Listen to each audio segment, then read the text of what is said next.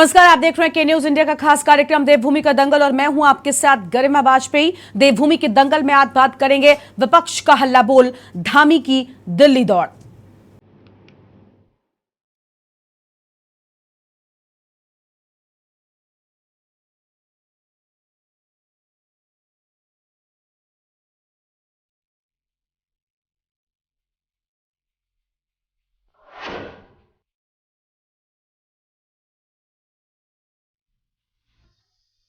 उत्तराखंड में अगले साल होने वाले लोकसभा चुनाव को जीतने के लिए भाजपा ने अपनी तैयारियां तेज कर दी हैं।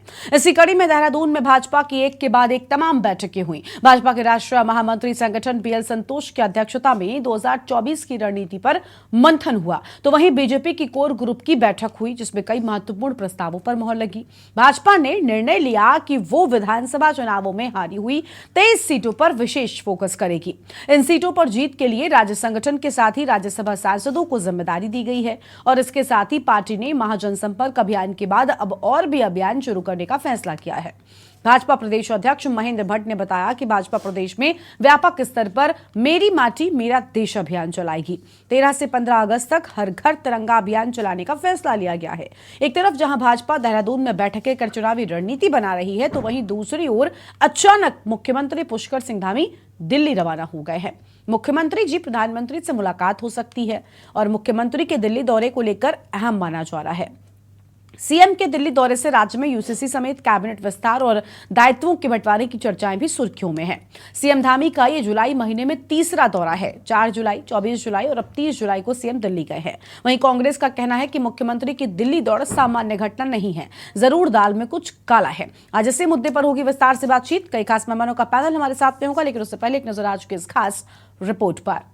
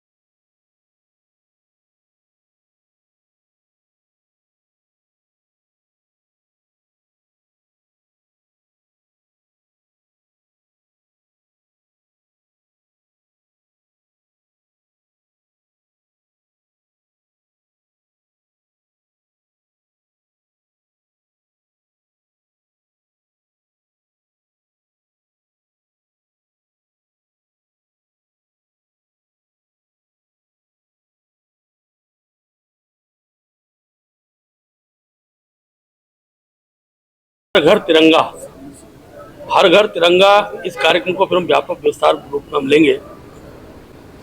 पूरे देश में अमृत सरोवर बने हैं और हमने तय किया है कि हम लोग हर ग्राम पंचायत के तालाब के बगल में जो उस क्षेत्र के, चाहे कारगिल शहीद हों, विभिन्न क्षेत्रों में विभिन्न उपलब्धियों वाले व्यक्ति हों, तो आज दुनिया में नहीं है, उनके शिलापट के साथ उनका स्मरण उस गाँव में बना रहे, इस कार्यक्रम को हम लोग लेने वाले हैं। मेरी माटी मेरा देश मेरी माटी, इस कार्यक्रम के तहत शहीद परिवार के बहुत धार्मिक उस क्षेत्र के प्रमुख धार्मिक स्थल की माटी को लेकर और फिर जो हमारा कार्यक्रम है उस माटी को लेकर अमृत कलश यात्रा। ऐसा है कि हमेशा ही लोग घरों में तिरंगा लगाते हैं। मैं भाजपा को कहना चाहूँगा कि स्वागत है, वो तिरंगा लगाएं, लेकिन उस तिरंगा के साथ साथ वो वहाँ के जो बेरोजगार लोग हैं उनके लिए भी अपॉइंटमेंट लेटर साथ में ले जाएं कि भाई इस तिरंगे के साथ एक अपॉइंटमेंट लेटर भी लाया हूं मैं, ये तिरंगा अपने घर पे लगाओ और ये नौकरी का ऑफर है, आप जाके नौकरी करिए, तो ये ज़्यादा अच्छा होगा। आज किसान परेशान है, बेरोजगार परेशान है, महंगाई से हमारी गृहिणी बहनियाँ परेशान है। मैं उम्मीद करता हूँ कि उस तिरंगा यात्रा के साथ साथ ये भी आदेश लेके जाएंगे कि सिलेंडर जो कांग्रेस ने 500 रुपये तक कहा था, ये सरकार ने वो कर दिया, कांग्रेस की राय पर वो काम कर दिया और अब सिलेंडर 500 का मिलेगा, ये भी आदेश लेके जाएं साथ में। एक तरफ जहां भाजपा देहरादून में बैठकें कर चुनावी रणनीति बना रही है, तो वहीं दूसरी ओर अचानक मुख्यमंत्री पुष्कर सिंह धामी दिल्ली रवाना हो गए। मुख्यमंत्री की प्रधानमंत्री से मुलाकात हो सकती है। मुख्यमंत्री के दिल्ली दौरे को काफी अहम माना जा रहा है। सीएम के दिल्ली दौरे से राज्य में यूसीसी समेत कैबिनेट विस्तार और दायित्वों के बंटवारे की चर्चाएं सुर्खियों में है। सीएम धामी का यह जुलाई महीने में तीसरा दौरा है। 4 जुलाई, 24 जुलाई और अब 30 जुलाई को सीएम दिल्ली गए हैं। वहीं कांग्रेस का कहना है कि मुख्यमंत्री की दिल्ली दौड़ सामान्य घटना नहीं है, जरूर दाल में कुछ काला है। कुछ भी नहीं है आजकल, और भारतीय जनता पार्टी में तो जो है उसको सामान्य वो बोलते होंगे, बाकी लोग नहीं बोलते। और अगर 3 बार उन्हें बुलाया जा रहा है, या यूं कहूं कि उनकी दौड़ लग रही है, तो मुझे तो याद आता है 2021 के फरवरी का बजट सेशन, जब त्रिवेंद्र सिंह रावत जी को बुलाया गया था। उनकी तो एक ही बार में हो गया था उनका काम, और इनको 3 बार मौका दिया गया है। 1 बार बच गए, 2 बार बच गए, देखना ये होगा कि तीसरी बार क्या बचेंगे। कांग्रेस कुछ भी बोल सकती है, और कांग्रेस को ऐसा लगता है जैसे उनकी अपनी पार्टी में जूतम पत्रम चलती रहती है, उसी तरह से वो बयानबाजी करते रहते हैं। भारतीय जनता पार्टी एक बहुत हमारी अनुशासित पार्टी है, और हमेशा रूटीन जो हमारी बैठकें है उस हिसाब से हमारे सरकार हो चाहे संगठन उस हिसाब से बैठकें का दौर रहता है। और हमारे मुख्यमंत्री माननीय पुष्कर सिंह धामी जी, क्योंकि 15 अगस्त जो हमारा स्वतंत्रता दिवस है, उस स्वतंत्रता दिवस के अवसर पर आदरणीय प्रधानमंत्री जी ने जो घोषणा की है कि अमृत वाटिका जो कर्तव्य पर स्थापित होनी है, उसको लेकर के जो बड़ी मीटिंग दिल्ली में होनी है, उसको लेकर आदरणीय मुख्यमंत्री पहले से उनके कार्यक्रम तय था, उसके निमित्त गए हैं। इसलिए कांग्रेस को कुछ भी बोलने से पहले शायद मुझे लगता है कि उनकी अपनी पार्टी में जो घमासान चल रहा है, जो पार्टी पहले जब उनकी सरकार हुआ करती, जैसे उनकी सरकार में घमासान होता है वैसे शायद उनको याद आती है। कुल मिलाकर उत्तराखंड के अगले साल होने वाले लोकसभा चुनाव को जीतने के भाजपा ने अपनी तैयारियां तेज कर दी हैं। सरकार से लेकर संगठन तक चुनावी तैयारियों को धार दे रहे हैं। देखना होगा भाजपा को निकाय चुनाव, सहकारिता चुनाव, बागेश्वर उपचुनाव और लोकसभा चुनाव में इन तैयारियों का क्या कुछ लाभ मिलेगा। Uttarakhand desk report. और आज इसी मुद्दे पर विस्तार से बातचीत करेंगे। कई खास मेहमानों का पैनल हमारे साथ में होगा। सबसे पहले उनसे आपको रूबरू करवाते हैं, इसके बाद अपनी चर्चा की शुरुआत करते हैं। आज हमारे साथ में रविंद्र कुमार जी हैं, प्रदेश प्रवक्ता हैं, भारतीय जनता पार्टी की ओर से जुड़ेंगे, और साथ ही आशीष नौटियाल साहब हमारे साथ में जुड़ेंगे, प्रदेश प्रवक्ता है कांग्रेस पार्टी की ओर से।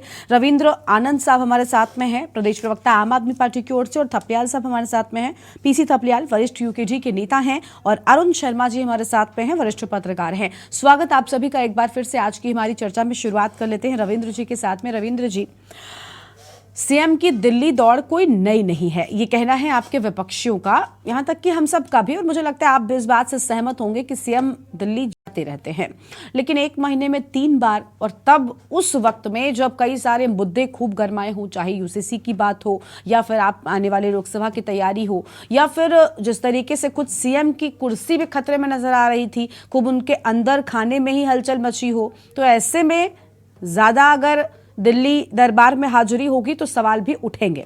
अब आपके विपक्षी कह रहे हैं कि भाई दाल में कुछ काला है, लेकिन क्या है असल तस्वीर, आप बताएं। देखिए, विपक्ष की खिचड़ी है ये, चावल काले, दाल काली, इनका सब कुछ काला है। ये आजकल कपड़े काले पहन के भी सदन में जाते हैं, तो इनको सब कुछ काला ही काला दिख रहा है। वैसे सावन में सब हरा हरा दिखता है, हाँ। लेकिन इन्हें काला काला दिखता है। देख तो आप रहे, हमने तो पहने नहीं, नोटियाल जी सुन लो ना, अभी तो शुरुआत हुई है। ठीक है सर। आशीष जी नहीं, बीच में नहीं, उनको बोलने दीजिए, उसके बाद मैं आऊंगी आपके पास, आपको जो कहना हो कहिएगा। अभी तो वार्म अप हो रहे हैं, अभी से घबरा गए आप। ठीक है, बताइए सर। तो देखिए, जिस प्रकार से कांग्रेस का है, इनके पास कांग्रेस की अपनी फजीयत इतनी है, अपने इनके सब कुछ इतने लफड़े हैं कि ये अपने उनको छुपाने के लिए सरकार पे या पर्सनली माननीय मुख्यमंत्री जी पे अटैक करते हैं। और देखिए, दिल्ली जाना कोई ऐसा नहीं है कि दिल्ली जाने से कोई किसी को मनाही है या नहीं जा सकता। बहुत सारे विकास के कार्य हैं जिनको लेके चर्चा विभिन्न मंत्रालयों में माननीय मुख्यमंत्री जी की तय होती है, क्योंकि बहुत सारी जो है इस विकास कार्य को आगे बढ़ाने के लिए और ज्यादा अच्छा कार्य हो सके, इसके लिए विभिन्न मंत्रालयों में माननीय मुख्यमंत्री की मुलाकात होती है। साथ में यूसीसी को लेके जिस प्रकार से पहला राज्य बनने की ओर है यूसीसी, हम जल्द ही आ जाएगा, तो इसको लेके कई प्रकार की चर्चा है। और अन्य माननीय मुख्यमंत्री जी की चर्चाएं होती हैं संगठन को लेके, संगठन से या सरकार से। तो ये सब चीजें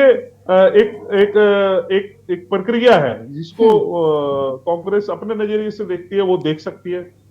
हम इसमें कुछ नहीं कह सकते, लेकिन हाँ, हमारा निश्चित रूप से माननीय मुख्यमंत्री जी इस प्रदेश को किस प्रकार से अग्रिम राज्य का दर्जा दिला सके, इस प्रदेश को किस तरीके से विकास के पथ पे और तेजी से बढ़ा सके, इस राज्य को किस प्रकार से देश की जीडीपी में हमारा क्या योगदान हो सके, इसको लेके बड़े गंभीर विषयों पर चर्चा अक्सर दिल्ली में मंत्रालयों में और बड़े जो भी लोग हैं उनसे के साथ जरूर करते हैं। तो अब इसमें कांग्रेस जो चाहती है वो सोच सकती है। ठीक है, अब कांग्रेस पार्टी के पास चलते हैं। आशीष जी, हाँ बताइए, आप कुछ कह रहे थे। लेकिन आशीष जी देखिए, आप कह रहे हैं कि भाई ये दिल्ली दौड़ जो है वो सामान्य नहीं है, इसमें क्या बड़ी बात हो गई अगर वो दिल्ली जाते हैं? क्योंकि केंद्र सरकार है वो तो डबल इंजन की सरकार कहते भी हैं, और डबल इंजन की सरकार में अगर वो प्रदेश के लिए मदद मांगने के लिए जा रहे हैं तो उसमें बुराई क्या है? कांग्रेस पार्टियों को उनके दिल्ली जाने से परहेज या मतलब समस्या क्यों हो जाती है? क्योंकि इसके पहले भी जब वो दिल्ली गए थे तब भी एक डिबेट हुई थी, मैंने ही की, जिसमें कई सारे लोग ये कह रहे थे कि भाई दिल्ली दरबार में हाजिरी लगाते हैं क्योंकि यहाँ पर उनकी कुर्सी को खतरा है। ऐसा क्यों लग रहा है कांग्रेसियों को या विपक्षियों को, हम कह सकते हैं? अगर आप पिछले समय में देखें तो ऐसा इनके साथ हुआ है। रविंदर जी को भी अचानक से विधानसभा से उठाकर वहां बुलाया और कुर्सी खतरे में आ गई। रविंदर जी भी ऐसे गए, तीरथ जी भी ऐसे गए, तो इनका इतिहास है। तो ऐसे ही लगा रहता है, जब 2-3 बार धोखा हुआ था जनता के साथ होता है तो पता लगता है कि यार इस बार भी शायद यही होने वाला है। बाकी तो शुभकामनाएं हैं, मुख्यमंत्री दिल्ली जाए, वहीं रहे, क्योंकि यहाँ का बेरोजगार उनसे हतोत्साहित है। हाँ। यहाँ का जो युवा है, यहाँ की महिलाएं हैं, यहाँ के बेरोजगार हैं, सब उनसे परेशान है, क्योंकि उन्होंने राज्य के लिए कुछ नहीं किया। वो सिर्फ आज की डेट में अगर आप देहरादून में जाके कहीं देखें तो बड़े बड़े बोर्ड लगे हुए हैं धर्मांतरण कानून के, यूसीसी के, अन्य चीजों के। कहीं बोर्ड ये भी लगाओ कि आप रोजगार किस तरह से देंगे, कैसे दे रहे हैं, आपने किस तरह से बेरोजगारों की मदद करने की कोशिश की है। आज की डेट में मैडम कई योजनाएं हैं, उन योजनाओं का लेकिन लाभ आम आदमी को, जिसके लिए योजनाएं बनी है, उस तक नहीं मिल पाता है। एक नॉर्मल आदमी को आप कहते हैं व्यापार शुरू करने के लिए आपको लोन देते हैं, लोन के कागज तो उद्योग विभाग से आ जाते हैं, लेकिन बैंक रोक देता है कि तुम्हारा सिविल खराब है। सिविल तो खराब होना ही है। एक बेरोजगार आदमी जिसके अकाउंट में पैसे आ कहां से रहे, उस पर कहीं ना पैसे आते ना जाते ना कुछ करता, तो सिविल तो उसका ऑटोमेटिक खराब होगा। तो जिसको लोन की आवश्यकता है उसको लोन तो मिलता नहीं है, और आप कह रहे हैं हमने बेरोजगारों को लोन दे दिया। अपने कार्यकर्ताओं को लोन बांटते हैं और उसकी जनता को सोचते हैं कि हमने कर दिया।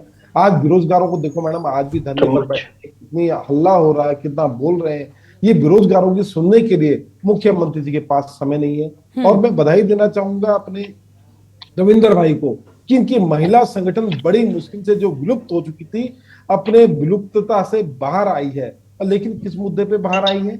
आपने अंकिता हत्याकांड नहीं देखा, किस तरह से महिलाओं के साथ अत्याचार किया गया भाजपा के नेताओं द्वारा, आप उसमें बाहर नहीं आते। आप बेरोजगारों पर जब लाठीचार्ज हुई आप तब बाहर नहीं आते। विधानसभा भर्ती घोटाले पे बाहर नहीं आते। आज उस मुद्दे पे बाहर आएंगे, कोई मुद्दा ही नहीं है। परसों मैं एक इसमें देख रहा था न्यूज चैनल से, कुछ उन्होंने पूछा था पत्रकार भाइयों ने कि आज आप बाहर क्यों निकले क्या, तो इनका कहना था, इनकी महिला संगठन की अध्यक्ष बोल रही थी कि उन्होंने बहुत गंदी गंदी बातें उत्तराखंड के लिए बोली थी। तो उन्होंने पूछा कौन सी गंदी बात बोली बताएं, तो उनको बोलने के लिए शब्द नहीं था, कह रहे इतनी गंदी थी कि हम मुंह से बोल नहीं सकते।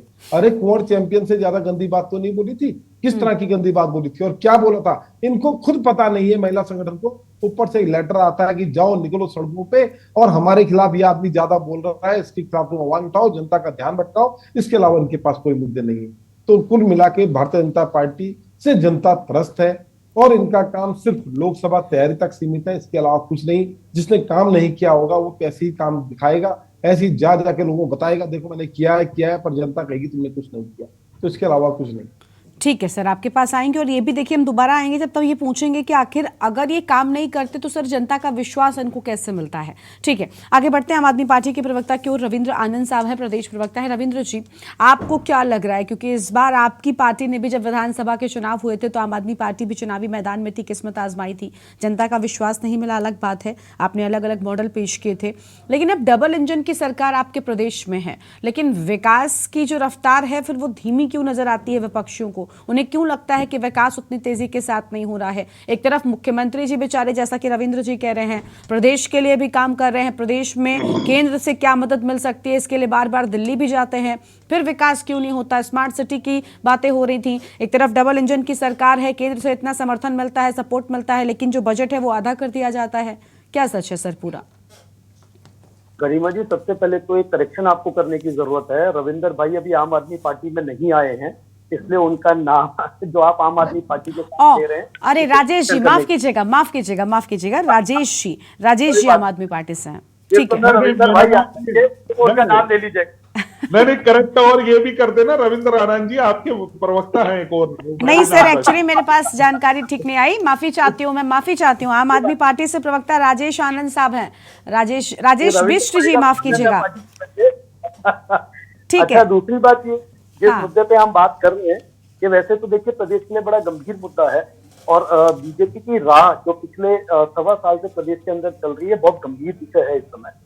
देखिए, जिस तरीके से हमारे मुख्यमंत्री जी बार बार दिल्ली जा रहे हैं, बहुत अच्छी बात है, दिल्ली का सफर बहुत अच्छा हो गया है। गडकरी जी ने सड़कें अच्छी कर दी है, 3 घंटे में आदमी दिल्ली पहुंच जाता है।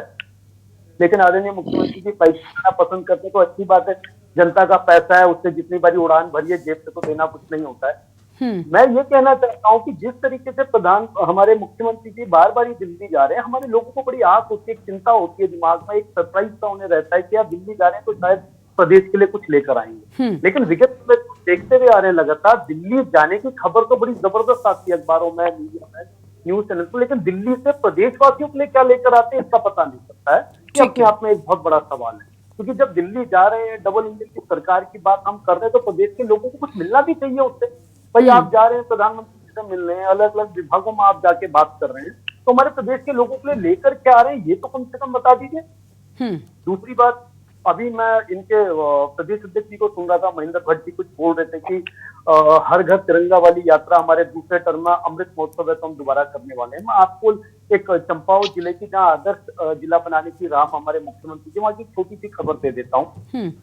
पिछले जब ये 15 अगस्त को हर घर तिरंगा वाली खबर आने वाली थी और ये यात्रा इनकी शुरू होने वाली थी, वहां पे लोहाघाट विधानसभा के अंदर एक 9 वर्षीय बालक जो हर घर तिरंगा यात्रा में शामिल होने के लिए स्कूल जा रहा था, उस बच्चे की नेशनल हाईवे में ट्रक के नीचे दबने से मृत्यु हो गई। और आज भी 1.25 साल हो गया उस परिवार को, वो लगातार पीड़ित मेरे संपर्क में है, और वो ये कहते हैं मुख्यमंत्री जी से हमें कुछ आस थी, क्योंकि उसके पिताजी भी हैंडीकैप्ड है। बड़ी हैरानी की बात है कि इस 1.25 साल के पीरियड में अभी तक उस परिवार को मुआवजे के नाम पर एक झेला नहीं मिला हुआ है। ये है इस तिरंगा यात्रा का सच। दूसरी बात, आज 9 से 10 जिले हमारे पर्वतीय क्षेत्र हैं। आप लंपी वायरस की वजह जिस तरह से सैकड़ों की तादाद में ये दुधारू पशु मर रहे हैं, और जो किसान परिवार जिनका घर इस दुधारू गाय की वजह से या भैंस की वजह से चल रहा था, वो बेचारे बड़े दुख में है, इस समय पीड़ा में है। वो बात कर रहे हैं बार बार कि आप आंकड़े पशु चिकित्सालय वाले ले रहे हैं, लेकिन उससे हमारे किसानों को फायदा कैसे देने वाले हैं, उसका जो उनको मुआवजा है क्या मिलना नहीं चाहिए। तो हमारे देश को बड़ी गंभीर स्थिति ब्लॉक कर रहे हैं, और हमारे लोगों को बार बार ये सवाल उठ रहा है कि हमने क्या इसी चीज के लिए बीजेपी सरकार को वोट दिया था, क्या इसी दिन के लिए जिला चंपावत हमने मुख्यमंत्री को बाई इलेक्शन में जिताया था। तो क्षेत्रीय लोगों के अपने आप में बहुत सारे सवाल हैं, जिसको मुझे लगता है कि बीजेपी पार्टी की जो सरकार है उसको ध्यान देना चाहिए। दिल्ली आप रोज जाइए, महीने में 3 चक्कर की क्या जरूरत है, 30 दिन आप दिल्ली में पड़े रहिए, लेकिन दिल्ली अगर जाते हैं कुछ निकाल कर लाइए, जिससे हमारे लोगों को भी ये उम्मीद जगी रहे कि यार हम पार्टी के पार्टी थी, हमारे दुख में हमारे साथ खड़ी है। आज बाढ़ की हालत देख के प्रदेश के अंदर क्या हुई है, लोग मुआवजे की तरफ खेतों में जो फसल लगाई है उससे परेशान है, वो दुख में है, वो देख रहे हैं कि यार हमारे को फसल का मुआवजा कैसे मिलेगा, कोई मुआवजा तय होने को तैयार नहीं। तो बहुत सारे ऐसे गंभीर मुद्दे इस प्रदेश के अंदर जिसको मुख्यमंत्री जी को ध्यान देना चाहिए। और मैं भाई रविंदर जी के माध्यम से कहना चाहूंगा कि अगर वो बात रखते हैं तो ये 3-4 मुद्दे जो गंभीर है, इस पर जरूर अपनी बात को रखें। ठीक है सर, आपके पास लौटेंगे और आपके सवाल जो रविंद्र जी से आपने किए उनका जवाब भी हम लेंगे, लेकिन उससे पहले और मेहमान हैं चर्चा में, उनको भी जोड़ लेते हैं।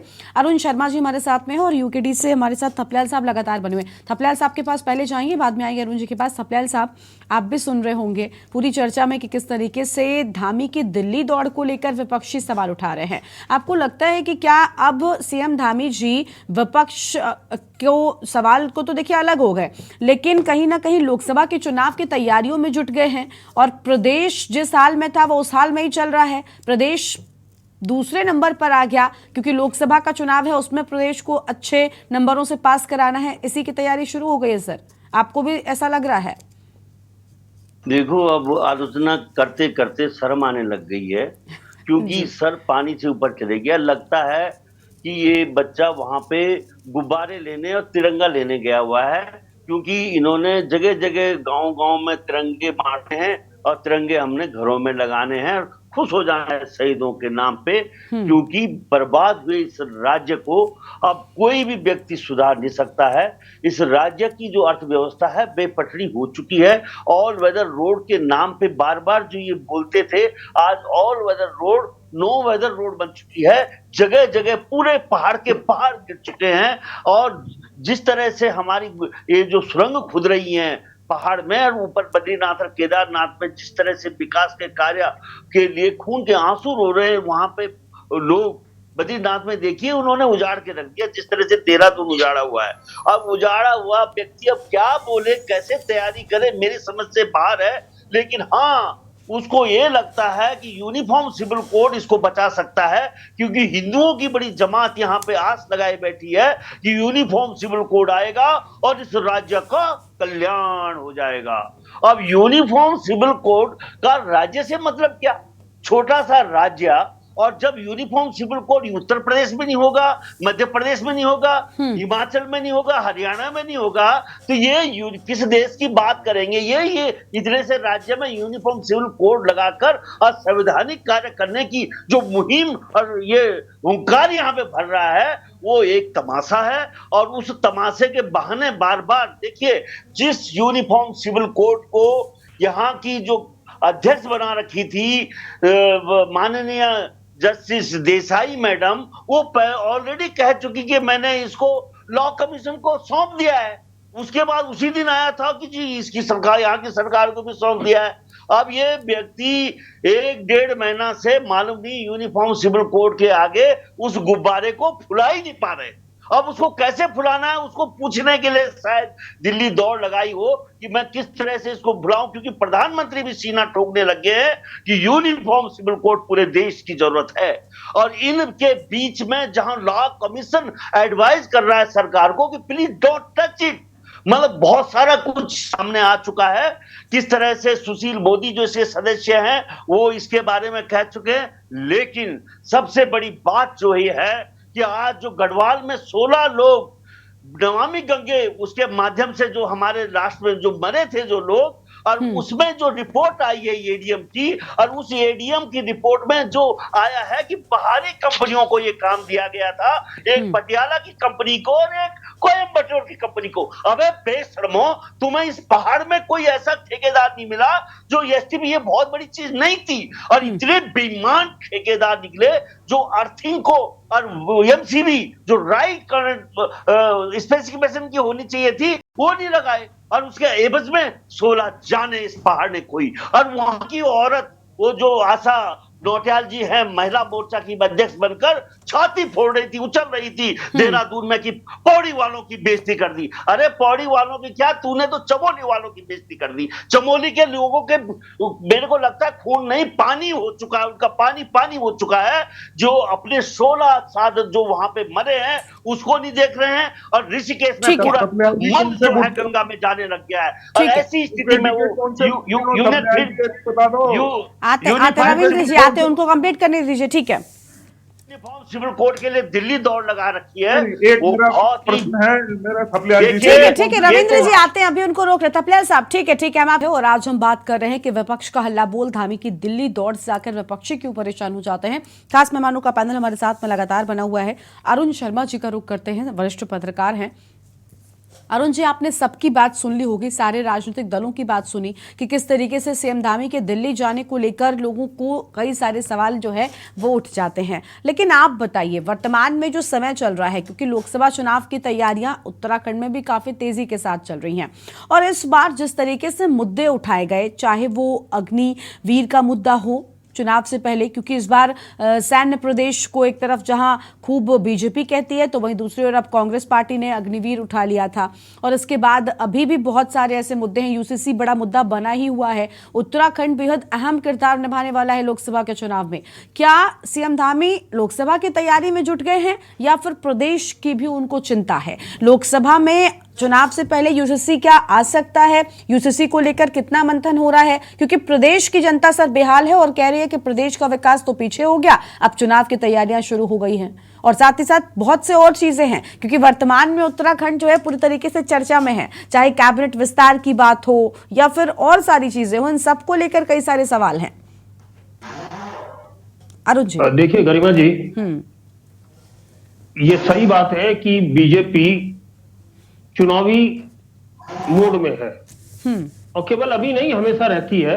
हाँ। उनकी पूरे 5 साल पूरी तैयारी चलती रहती है, चाहे वो ग्राम पंचायतों की हो, चाहे नगर निकायों की हो, विधानसभा की हो या लोकसभा की हो। अब आप लोकसभा की बात कह रहे हैं, लेकिन हमारे यहाँ बाद नगर निकायों के चुनाव होने सबसे पहले, और उससे पहले बागेश्वर उपचुनाव भी होना है, क्योंकि जो हमारे मंत्री थे पुराने परिवहन मंत्री चंदन रामदास जी, उनकी सीट खाली हुए टाइम हो गया है, तो वहां भी 6 महीने के अंदर चुनाव कराना होता है, और लगभग वो चुनावी तैयारी वहां की भी लिए पूरी है, शायद चुनाव आयोग की। तो पहले तो ये चीजें होनी है, लोकसभा चुनाव उसके बाद है। लेकिन क्योंकि भारतीय जनता पार्टी के सामने कांग्रेस लीड जो गठबंधन है इंडिया, वो सामने आ गया है, और निश्चित तौर पर उस गठबंधन का जो घटक दल है उनका अलग अलग प्रदेशों में अलग अलग प्रभाव है, तो उससे निपटने की भी ये तैयारी हो सकती है।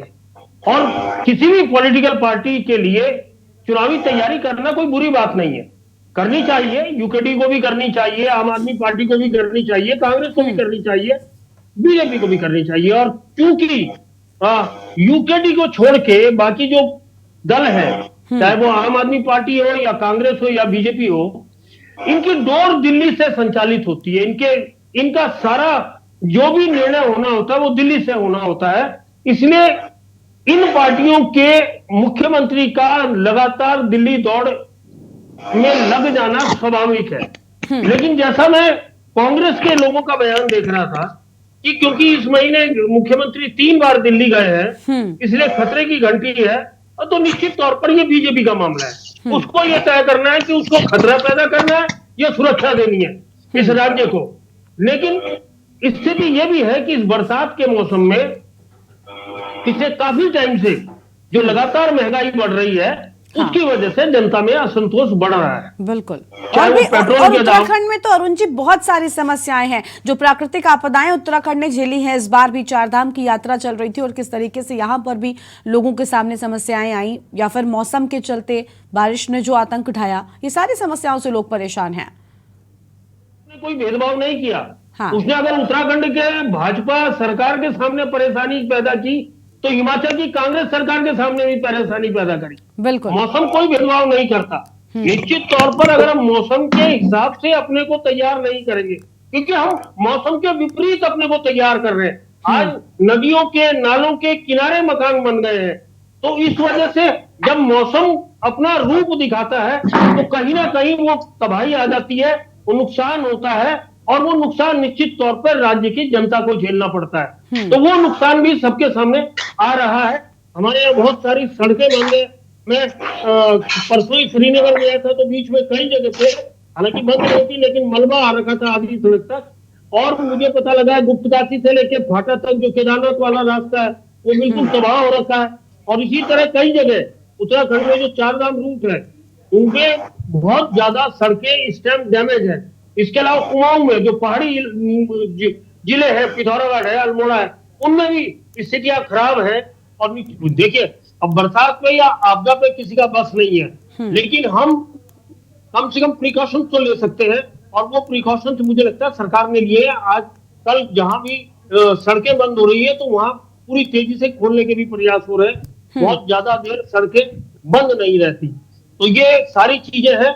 अब वो धामी जी दिल्ली गए हैं, दिल्ली से पिटारे में क्या लेके आते हैं, क्योंकि दायित्व के इंतजार में 2 साल से लोग बूढ़े हो गए, 4 मंत्रियों के पद खाली हैं और बड़ा सुनाई तो जा रहा है कि नहीं, कहा ये जा रहा है अरुण जी कि अगर वो गए हैं तो कहीं ना कहीं कैबिनेट विस्तार को लेकर भी बातचीत हो सकती है। कैबिनेट विस्तार वाली बातचीत भी सामने आई है कि ऐसा भी है। हालांकि पिछले कई बार जब वो जाते हैं, 1 महीने में 3 बार गए, इन सभी दौरों के दौरान हमने भी इस बात को उठाया कि अब कैबिनेट विस्तार इस बैठक के बाद संभव हो सकता है, लेकिन अब तक हुआ नहीं है, उस पर भी कोई बातचीत नजर नहीं आई है। ध्यान रखनी पड़ेगी। हाँ, बीजेपी ग्रह नक्षत्रों पर ज्यादा विश्वास करती है। अच्छा, तो मुझे नहीं लगता कि 30 अगस्त तक, हाँ, जो क्योंकि ये अधिक मास चल रहा है, हाँ, और इसको शुभ कार्य के लिए अशुभ माना जाता है, तो मुझे नहीं लगता कि इस अधिक मास में कोई इस तरह का काम करेगी। लेकिन निश्चित तौर पर वो प्रतीक्षा उत्तराखंड की जनता को भी है, बीजेपी के लोगों को भी है और विपक्षी दलों को भी है कि आखिर किस किस को दायित्व देते हैं, किस किस को मंत्रिमंडल में लाते हैं और किस किस कद्दावर मंत्री को ये हटाते हैं, क्योंकि 4-5 मंत्रियों को हटाए जाने की बात भी लगातार चर्चा में। जी गरिमा। ठीक है सर, आपके पास लौटेंगे। अब रविंद्र जी के पास एक बार फिर से रुक कर लेते हैं। रविंद्र जी, आपने सबकी बात सुन ली होगी, कई सारे मुद्दे हैं उन पर काम नहीं हो रहा जो आपके अपने प्रदेश के मुद्दे हैं, तो ऐसे में विपक्षी सवाल क्यों ना उठाएं? कैबिनेट विस्तार की बात हो या प्रदेश की जो समस्याएं हैं इनसे निजात की बात हो, ये सब बरकरार हैं और सीएम धामी की दिल्ली दौड़ जारी है, तो ऐसे में सवाल तो उठेंगे ना। और फिर आपका जो पिछला इतिहास हम कह सकते हैं रहा है, अभी आशीष जी कह रहे थे कि भाई इसके पहले भी जनता ने ऐसी चीजें देखी हैं, तो ऐसे में सवाल क्यों ना पूछे जनता को तो डर बना रहता है, आप मुख्यमंत्री बदल देते हैं कई बार। देखिए, ये तो प्रेडिक्शन है कि आप कुछ भी आकलन अपना लगा सकते हैं। हम ये कह रहे हैं कि हमारी दौड़ जो है विकास की दौड़ है। हमारी सर वही तो नजर नहीं आती ना, वही नजर नहीं आती, तभी विपक्षी आपके सवाल करते हैं। वरना आपके मुख्यमंत्री, आपके प्रधानमंत्री खैर सबके हैं, लेकिन केंद्र सरकार भी आपके दल की है, तो उस केंद्र में आपकी सरकार, प्रदेश में आपकी सरकार, आप कभी भी दिल्ली जाए हम क्यों आपसे सवाल करेंगे? आप अपने इंटरनल मैटर पे भी जा सकते हैं सर। गरिमा जी, विपक्ष अगर ये बात कहता है तो ये तो उनका जो है आंखें बंद है, वो देखना ही नहीं चाहते। लेकिन गरिमा जी, अगर आप भी ऐसी बात कहेंगे कि नहीं, मैं उनके ही बात कर रही हूँ, और विकास के नाम पर तो हम सवाल करेंगे ना। विकास कार्य हो रहे हैं और दिखाई नहीं दे रहे। मैडम, मैंने भी देखे हैं, सड़कों पे बोर्ड लगे हुए हैं 2 साल बेमिसाल। उसको या विकास कह रहे हैं जो बोर्ड आप लगाए ना नोटियाल जी। अब आप देखिए, ठीक है आशीष जी, ठीक है, आप सुनते हैं उनको, अब उनको सुनते हैं। सवाल हम सब ने कर लिया, मैंने भी और आपने भी, आप सुन लेते हैं। एक तो 3 वर्सेस 1 है ना। एक तो मुझे हो सकता था बीच बीच में टाइम देते तो ज्यादा बढ़िया होता, लेकिन फिर भी मुझे बेरोक समय दे तो मैं सबके अरे बिल्कुल मैंने सवाल किया था, आपकी पूरी बात सुनेंगे हम। ठीक है, देखिए जिस प्रकार से नोटियाल जी ने सवाल कई तरीके के खड़े किए, मेन प्रश्न पे ये हमने इनसे जो किया उस पे ये नहीं आया। देखिए, इनकी अपनी लड़ाई है गुटबाजी को ये छुपाने के लिए, जिस प्रकार से इनके सर फिर आप कहेंगे मैं बीच में बोलती हूँ ना, रविंद्र जी आप कहेंगे मैं बीच में बोलती हूँ, आपको टोक रही हूँ, लेकिन गुटबाजी की जितनी घटनाएं, जितने मामले इनके यहाँ पर हमने देखे थे उतने ही आपके यहाँ पर भी देखने को मिले थे। वो समय चला कि आज जब सिर्फ प्रीतम सिंह और हरीश रावत के बीच गुटबाजी की खबरें कांग्रेस में आती थी, वरना बीजेपी में भी बड़े नाम है जहां पर गुटबाजी हुई है, और आपने खुद इस बात को स्वीकारा है, आपकी पार्टी के लोगों ने, कि आपकी गुटबाजी के चलते ही तो पुष्कर सिंह धामी हार गए थे। सर नहीं स्वीकारा, मेरी ही डिबेट्स में आपके कई सारे प्रवक्ताओं ने कहा कि हमारे यहाँ भी कई गुटबाजी थी, कुछ अंदर के ही लोग थे जिन्होंने पुष्कर सिंह धामी को हरवा दिया, वरना ऐसा नहीं होता। देखिए वो बात क्या थी क्या नहीं थी, ये विषय अलग है। क्यों सर? गुटबाजी अगर उनके दल में है तो आप में भी तो है ना। हमने देखा नहीं कि हरीश सिंह रावत का मामला हो या कोई भी मामला हो, ये सारे अंतरकलह के मामले बीजेपी ने भी झेले हैं। गरिमा जी, हमारे यहाँ गुटबाजी आपको आप कह तो रहे हैं, लेकिन आप हमें दिखाइए ना कि कब एक प्रदेश अध्यक्ष और प्रदेश महामंत्री अलग अलग बयान देके कह रहे हाँ भाई मैंने वीडियो वायरल करी, वो कह रहा है इन्होंने मेरे को बदनाम करने के लिए करी, वो ये कह रहा हाँ मैंने करी, मेरे गढ़वाल के लोगों को गाली दोगे, इसको ऐसा कहोगे तो मैं करूंगा। तो ये ऐसी स्थिति जो है ये सिर्फ कांग्रेस में ही आ सकती है। देखिए, हम बात कर रहे हैं कि मेरा देश मेरा माटी, हम बात कर रहे हैं हर घर तिरंगा यात्रा, इनके पूर्व प्रदेश अध्यक्ष जी कह रहे कि लगा दो तिरंगा। अरे भाई, इतनी नफरत क्यों है तिरंगे से? अब आपने अपने पार्टी का नाम इंडिया रख लिया, आपने अपने पार्टी का झंडा जो है तिरंगे से रखा हुआ है, तो अब आप अपने को थोड़ी ना इंडिया समझोगे, India is Indira, Indira is India. ये कहने वाले लोगों को क्या पता कि भारत क्या होता है, इंडिया क्या होता है।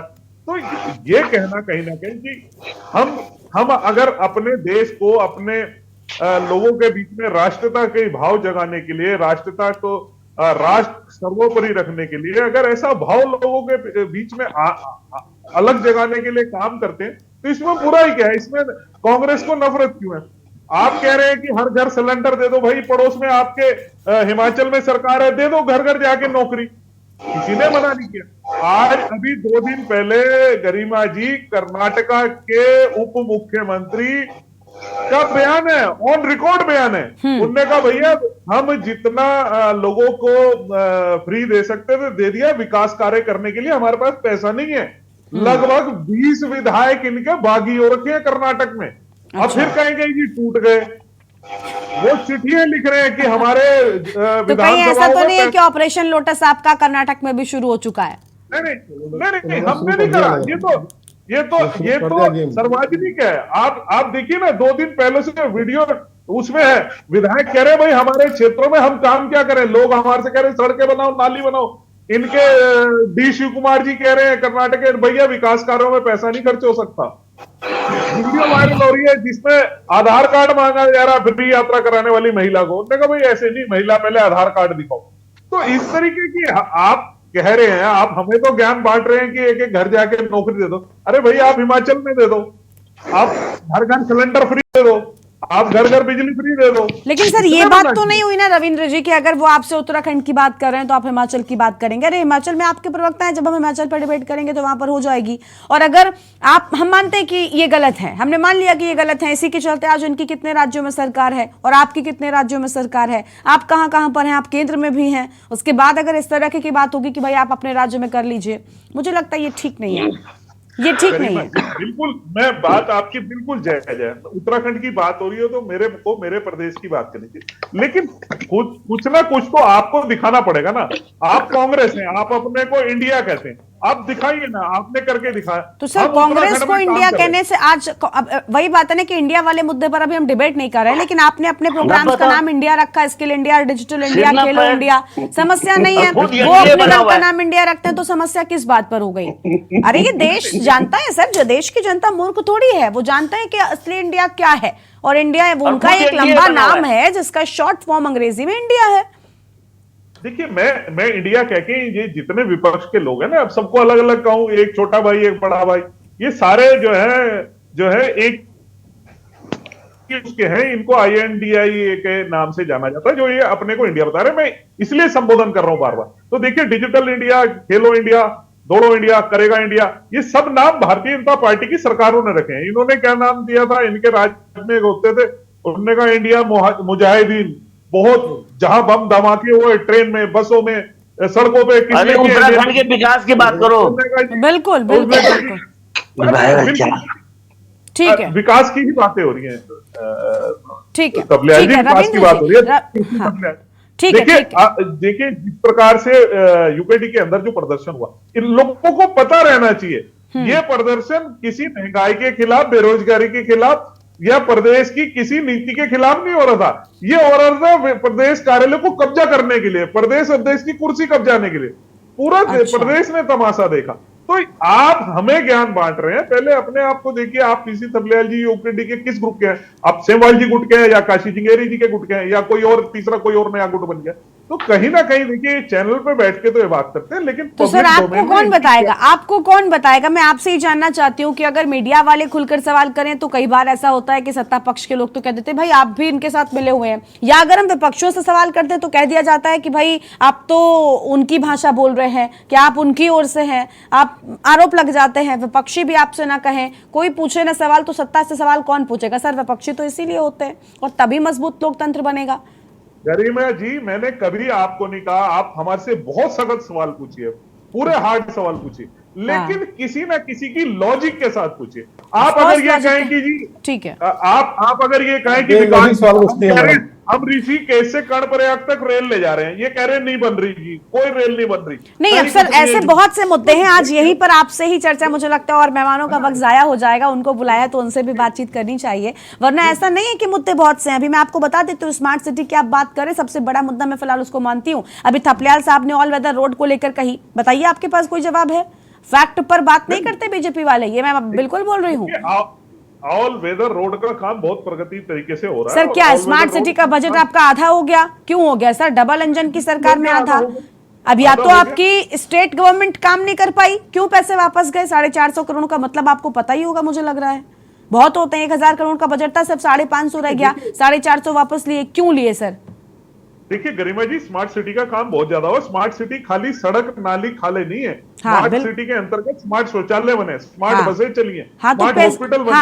तो सब बन गया सर, सब बन गया, बिल्कुल बना। आप बताइए कि किस प्रकार से स्थिति थी ड्रेनेज की, आज उसको मैं बता रहा हूँ गरिमा जी, आने वाले समय में आप इस बात को नोट करके रख सर। मैं इंतजार कर रही हूँ, आपकी सरकार की ओर से दावा किया गया था, आपकी सरकार की ओर से दावा किया गया था कि इस वक्त में समय सीमा निर्धारित की गई थी कि इसके अंतराल ही हम अपने इस काम को पूरा कर देंगे और स्मार्ट सिटी बन जाएगा। स्मार्ट सिटी के नाम पर जो हाल हो गया है सर शहर का, उससे तो उसी शहर की जनता परेशान है, वो कह रही है कि भाई हमको जैसा था वैसा दे दो। मैं गरिमा जी इस बात के लिए एग्री करता हूं कि हम समय पे काम को नहीं हो पाया है किसी कारण, लेकिन मैं आपको एक और चीज बता दूं, अगले 2 साल में, अगले 50 साल तक सड़कों को खोदने की जरूरत नहीं पड़ने की। इतना नीचे साल भर के भीतर एक सड़क को कई बार खोदा गया है, हमने खुद रिपोर्ट्स दिखाई है सर। ठीक है, पाइपलाइन, ठीक है, मुझे उम्मीद है कि आप जो कह रहे हैं ये सच साबित हो। मैं चाहती हूं कि आपने जो कहा ये बात बिल्कुल ठीक हो, आम जनता को बार बार भुगतना ना पड़े। ठीक है, आम आदमी पार्टी से हैं राजेश जी, नाम से ही ले लूं जी। राजेश जी, आप देखिए यहाँ पर रविंद्र जी तो कह रहे हैं कि भाई सारे काम बिल्कुल लाइन पर चल रहे हैं, सब कुछ ठीक चल रहा है, तो फिर क्या समस्या आ गई? काहे आखिर जो विपक्षी हैं वो सवाल खड़ा करते? जाने दीजिए मुख्यमंत्री को दिल्ली, आपके प्रदेश में तो सब एकदम टनाटन चल रहा है। गरिमा जी देखिए, इन लोगों का एक ही काम है, हमारे सम्मानित प्रवक्ता बैठे हैं बीजेपी से, इनका एक ही काम है, जब आप इनसे मुद्दे की बात करेंगे ना तो ये आपको हिमाचल ले जाएंगे, ये आपको दिल्ली ले जाएंगे, ये आपको कर्नाटका ले जाएंगे, लेकिन मणिपुर नहीं ले जाएंगे आप। जो इस समय देश के अंदर मणिपुर के हालात हो रहे हैं उस पर चर्चा मत कीजिए इनसे ये मत पूछिए कि यूनिफॉर्म सिविल कोड जितना जरूरी उत्तराखंड के लिए है, क्या इसके एवज में या इसके साथ में यूनिफॉर्म एम्प्लॉयमेंट कोड नहीं बन सकता है? क्या हमारे जिस तरीके से यूनिफॉर्म सिविल कोड ये थोपना चाह रहे हैं प्रदेश के लोगों के ऊपर, तो बहुत खास आवश्यकता इस प्रदेश की नहीं है। अगर इसको यूनिफॉर्म एम्प्लॉयमेंट कोड कर दे तो मुझे लगता है कि इनके समर्थन में या प्रदेश की सरकार के समर्थन में काफी युवा आएंगे। आज ये मेरा देश मेरी माटी की बात कर रहे हैं, ये किस देश और किस माटी की बात कर रहे हैं? ये यहाँ के किसानों की जो फसल की बर्बादी हो रही है, जो इतनी बड़ी त्रासदी में लगातार उनके खेत बहते हैं, जो खेत आज बंजर हो गए हैं, जो युवा आज पलायन करके प्रदेश से चले गए हैं, जो आज लंपी वायरस से प्रदेश में कहर बना हुआ है, जिन स्कूलों में टीचर नहीं है, जो स्कूल जर्जर हो गए हैं, जहां घरों में पानी नहीं आ रहा है, जहां घरों में सड़कें नहीं है, उन मुद्दों पे बात नहीं करने चाहते। मेरा देश मेरा माटी करने से क्या हो जाएगा? क्या ये बताना चाहते हैं कि अकेले ऐसे देशभक्त हैं जिन्हें पूरे देश की और देश के सैनिकों की चिंता है? अगर आप उत्तराखंड राज्य आंदोलनकारी की बात करें तो आज 36 आरक्षण के लिए भी ये उस मामले को अपने विधानसभा के अंदर पास नहीं करा दे पा रहे। कितना दुर्भाग्य है हमारे लोगों का। उन लोगों ने जिन लोगों ने सीने पे गोलियां खाई, जिन लोगों के साथ बर्बरता हुई, आज उनके हक अधिकार की बात नहीं कर रहे, सैनिकों को सम्मान देने की बात करते। आज 1 रैंक 1 पेंशन के नाम पे क्या कर रहे हैं? आज ये जिस तरीके से इन्होंने अभी ये 4 साल के लिए हमारे बच्चों को एक ठगने का काम किया है और इन्होंने बता दिया कि अग्निवीर के माध्यम से 4 साल के लिए आप चले जाओ, उसमें क्या हो रहा है? 4 साल के बाद उस बच्चे का क्या भविष्य होना है बता सकते हैं? क्या ये बता सकते हैं कि उन बच्चों को 4 साल के बाद जिस तरीके से इनके बीजेपी के बड़े आप दिल्ली में बता दीजिए, दिल्ली में कौन सा भविष्य बना रहे हैं? कल दिल्ली में इतना जबरदस्त दंगा हुआ ताजियों के नाम से, मुख्यमंत्री वहां ठेके लगा के हंस रहा। आप बताइए ना दिल्ली में आप क्या कर रहे हैं? आपकी सरकार दिल्ली में भाई यहाँ को आपको नकार दिया। देखिए सुनिए, आपको यहाँ पे नकार दिया पब्लिक ने, आप दिल्ली का उदाहरण दीजिए। ठीक है सर, उनको सर एक साथ रविंद्र जी एक साथ नहीं, मैं आऊंगी, आप काउंटर करिएगा। ठीक है, हाँ। मेरा सिर्फ इतना कहना है गरिमा जी, जिस तरीके से प्रदेश के हालात हो रखे हैं, चाहे वो स्वास्थ्य की बात कीजिए, शिक्षा की बात कीजिए, रोजगार की कीजिए, पलायन की कीजिए, किसानों की कीजिए, महंगाई की कीजिए, ये किसी मुद्दे पे खड़े नजर नहीं आते हैं। हमारा प्रदेश का आदमी इस समय सुख शांति चाहता है, हमारा प्रदेश का आदमी प्रदेश के अंदर रोजगार चाहता है, हमारे प्रदेश का आदमी महंगाई कम चाहता है, प्रदेश का बच्चा ये चाहता है कि उसको प्रदेश के अंदर अच्छे स्कूल में शिक्षा अच्छी मिले। आज की मैं आपको एक घटना बताता हूँ, मेरे को खंड शिक्षा अधिकारी से बात करनी पड़ी लोहाघाट विधानसभा के अंदर, जहां से हमारे चंपावत जिले से मुख्यमंत्री आते हैं, वहां पे शिक्षक 16 दिन से स्कूल नहीं जा रहा है और स्कूल न जाने के एवज में 12वीं पास बच्चे को स्कूल में भेज रहा है। और आप दुर्भाग्य देखिए कि वहां के जो अभिभावक हैं वो उसकी शिकायत नहीं कर पा रहे, और शिकायत न करने की स्थिति में मुझे खंड शिक्षा अधिकारी को बोलना पड़ रहा है कि इसके खिलाफ एक्शन लीजिए। तब जाके आज वो शिक्षक फोन करके बोल रहा है सर मेरे से गलती हो गई है, मेरी गलती को माफ कीजिए, मैं कल से स्कूल जाऊंगा। तो ये तो हमारे प्रदेश का हाल है। प्राइमरी स्कूल में पहली से 5वीं तक की कक्षा के बच्चों को जब शिक्षा नहीं मिल रही है, वो उसके बाद जूनियर में जाके क्या शिक्षा लेगा? ऐसा तो शिक्षा मॉडल इन्होंने खड़ा किया है। ठीक है, ठीक है, ठीक है। यानी आपको भी लग रहा है कि देखिए जो आम चीजें हैं, जो आम विकास की बातें हैं, कम से कम शिक्षा, स्वास्थ्य, महंगाई, इन सब पर बात ना कर रखे बीजेपी अन्य चीजों पर लगी हुई है। थपलियाल साहब के पास चलते हैं। थपलियाल साहब, देखिए राजनीति होती है और अभी यहाँ पर कहा गया कि भाई मेरी माटी मेरा देश एक नया अभियान शुरू हो गया है। इसके पहले जनसंपर्क अभियान चल रहा था बीजेपी का 9 साल पूरे होने के मौके पर। आप भी देखिए, मुझे जितनी जानकारी है आपने खुद भी सेना में सेवाएं दी हैं, तो ऐसे में सैन्य प्रदेश जब कहलाता है उत्तराखंड, तो क्या लगता है क्या इसी वजह से यह अभियान यहाँ पर अभी से शुरू हो गया है? क्योंकि हम देखते हैं ना कि राजनीतिक दल ना बड़े अच्छे से मौका देखकर, जगह देखकर अभियान भी चलाने लग जाते हैं। देखो, सैन्य बहुल राज्य में जो कुदशा सैनिकों की उत्तराखंड में है, हम जब कंपेयर करते हैं हिमाचल और हरियाणा से तो हमें शर्म आती है। इवन दिल्ली भी इतनी संवेदनशील है कि अगर कोई वहां शहीद हो जाता है तो उस सैनिक परिवार को 1 करोड़ दिल्ली सरकार देती है। लेकिन ये बेशरम जो हैं, जो इस राज्य के सबसे बड़े, भाई आप कहाँ की बात कर रहे हैं थपलियाल जी? अभी राजस्थान में 4-5 पुलवामा शहीद की महिलाएं धरने पे बैठी रही। मैं राजस्थान की बात नहीं कर रहा। आप बता रहे 1 करोड़ रुपए जीते, मैं झूठ बोलते हैं भैया। राज्य सरकार ने राजेंद्र जी प्लीज, राजेंद्र जी ऐसे बीच में नहीं, उनको नहीं बोला मैं। ठीक है राजेंद्र जी, नहीं बोला।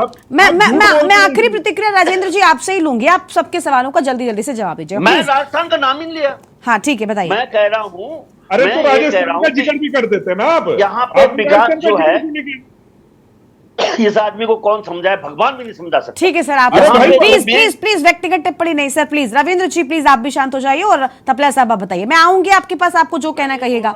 ठीक है। हमारे जो बड़ी परियोजनाएं केंद्र सरकार ने हमें दी थी, जिसमें ऑल वेदर रोड 12,000 करोड़ से भी ऊपर का बजट इसमें था, और प्रधानमंत्री ने सीना तोड़ के यहाँ पे बोला था कि यहाँ के युवाओं को रोजगार मिलेगा।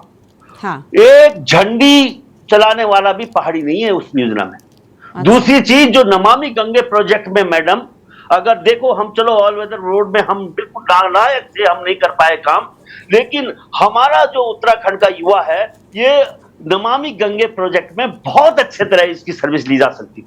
यहाँ पूर्व सैनिक इतनी संख्या में हैं, उन पूर्व सैनिकों को एम्प्लॉय करके, लेकिन इन्होंने झारखंड के लोगों को ठेका दिया है यहाँ पे नमामि गंगे में। और उसमें सबसे बड़ी पोल अभी छोटे से एसटीपी में है, जहां पे 110 लाख जिसमें सिक्योरिटी जमा की है, वो अरबों का काम एक पटियाला और कोयम्बटूर वाली कंपनी को दिया इन्होंने। देखो कितने बेशरम है, इनको पहाड़ नहीं दिखता मैडम। पहाड़ आज बिल्कुल, अगर संवेदनशील सरकार होती हमारी तो यही एक 10-10 किलोमीटर की पैच बनाते और वो कोऑपरेटिव बना के युवाओं को हैंडओवर करते। इन्होंने कौशल विकास में हजारों करोड़ रुपए गबन किए हैं। इतने बेईमान है ना, इनकी बेईमानी का अगर पर्दाफाश, लेकिन थपलियाल साहब ठीक है, हम मान लेते हैं कि ये बहुत बेईमान है, इन्होंने बहुत बेईमानी की, इन्होंने कोई काम विकास का नहीं किया। सर ये दोबारा चुनाव जीत गए, क्यों? आप क्यों अपनी बात जनता तक, इनकी ये बेईमानी आप जनता तक क्यों नहीं पहुंचाते सर? गुब्बारे फुलाए, ये तो जीतेंगे। यहाँ तो पूरे अंधभक्तों की टीम इन्होंने खड़ी कर ली। हमारे सारे युवाओं को उत्तरकाशी के इन्होंने बना दिया है। अरे वहां पे देखो करुण महाराज जी की तरह गाली दे दो कि खून सूख गया, थूकते हैं, बोल दो ना, आप भी बोल दो। स्वामी राम के दे दो गाली वहां पे कि भाई वोट ही नहीं इन्होंने दो, गाली दो करुण महाराज जी की तरह आप भी। देखो रविंद्र जी बीच में नहीं। रविंद्र जी, दो लोग एक साथ बोलते किसी की बात नहीं आती, आपको भी हम नहीं सुन पाते। नहीं सर प्लीज, नहीं सर प्लीज, गलत बात है, गलत बात है। आप लोग सभ्य लोग हैं और यहाँ पर टीवी डिबेट पर बैठे हुए हैं, कैसी बातें कर रहे हैं आप लोग? आपका काम है गाली देना। थपलियाल साहब प्लीज, आप लोग सभ्य लोग हैं और जिम्मेदार लोग हैं और टीवी चैनल पर बैठे हैं, इस चीज का सम्मान करिए कम से कम।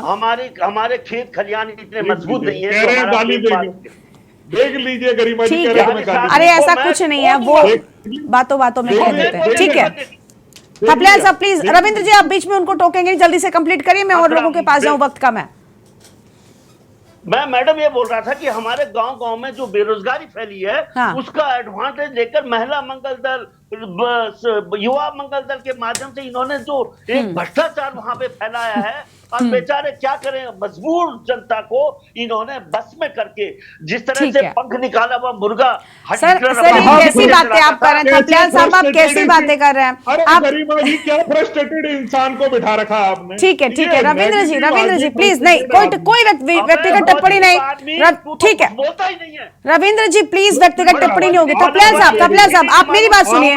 रविंद्र जी प्लीज, रविंद्र जी आप नहीं प्लीज, मैं आप रविंद्र जी प्लीज मान जाइए। थपलियाल साहब ठीक है, थपलियाल साहब शांत हो जाइए, आराम से। थपलियाल साहब देखिए, बात ये ना कि जनता पर ये नहीं कह सकते, सबसे ज्यादा अहम जो होता है वो होता है जनता का जनादेश, और वो बीजेपी के साथ होता है। तो जनता को गाली देना हुआ ना ये, तो ये कहना कि ये तो भाई किसी तरीके से जीत गए। अरे जो वो कर रहे हैं आप भी करिए, आपको किसने रोका है सर?